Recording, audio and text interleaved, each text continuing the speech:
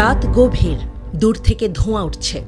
ধ্বংসস্তূপের নিচে চাপা পড়ে থাকা এক শিশুর কান্না ভেসে আসছে। নিস্তব্ধ রাতেও যেন রক্তের গন্ধ লুকিয়ে আছে বাতাসে। গাজার বহু পরিবার এখনও ধ্বংসস্তূপের মধ্যে নিখোঁজ স্বজনদের খুঁজছে। ঠিক এই সময়েই যুক্তরাষ্ট্র ঘোষণা করল $3 বিলিয়ন বিশাল অস্ত্র বিক্রির চুক্তি। গাজার ধ্বংসস্তূপের মধ্যেই এই অস্ত্রের ব্যবহার হতে যাচ্ছে।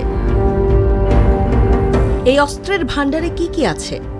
যুক্তরাষ্ট্রের প্রতিরক্ষা নিরাপত্তা সহযোগিতা সংস্থা DSCA জানিয়েছে, ইসরায়েলকে দেয়া নতুন এই অস্ত্র চুক্তির আওতায় থাকছে $2.04 বিলিয়ন বোমা ও যুদ্ধাস্ত্র, $675.7 মিলিয়ন গাইডেড বোমা কিট, $295 মিলিয়ন বুলডোজার ও অন্যান্য সরঞ্জাম।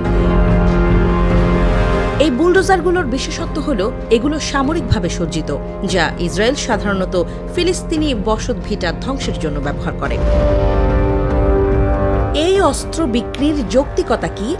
যুক্তরাষ্ট্রের পররাষ্ট্র সচিব মার্কো রুবিও জানিয়েছেন, যুক্তরাষ্ট্র ইসরায়েলের নিরাপত্তার প্রতি অঙ্গীকারবদ্ধ। এটি আমাদের জাতীয় স্বার্থের জন্যও গুরুত্বপূর্ণ। আর এই কারণ দেখিয়ে কংগ্রেসের অনুমোদন ছাড়াই জরুরি ভিত্তিতে এই অস্ত্র চুক্তি সম্পন্ন করা হয়েছে। কিন্তু প্রশ্ন হল, এটি আসলে কার স্বার্থ রক্ষা করছে? গাজায় কি ঘটছে? 2023 সালের অক্টোবর থেকে শুরু হওয়া ইসরায়েলি অভিযানে এখন পর্যন্ত 61,000 ফিলিস্তিনি নিহত হয়েছেন, যার বেশিরভাগই নারী ও শিশু। গাজার হাসপাতালগুলো ধ্বংস হয়ে গেছে, 80% ভবন বিধ্বস্ত, প্রায় 20 লাখ মানুষ আশ্রয়হীন। গাজা ধ্বংসস্তূপে পরিণত হয়েছে। আর এই অস্ত্র সরবরাহের মাধ্যমে কি সেই ধ্বংসযজ্ঞকে আরও দীর্ঘায়িত করা হচ্ছে? আমেরিকার নীতির পরিবর্তন?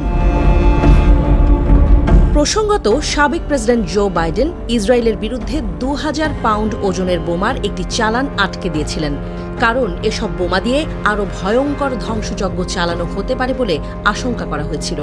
কিন্তু নতুন প্রেসিডেন্ট ডোনাল্ড ট্রাম্প ক্ষমতায় এসেই সেই সিদ্ধান্ত বদল করেছেন। ফলে এখন ইসরায়েল আগের মতোই ভয়ঙ্কর ধ্বংসাত্মক অস্ত্র পাচ্ছে।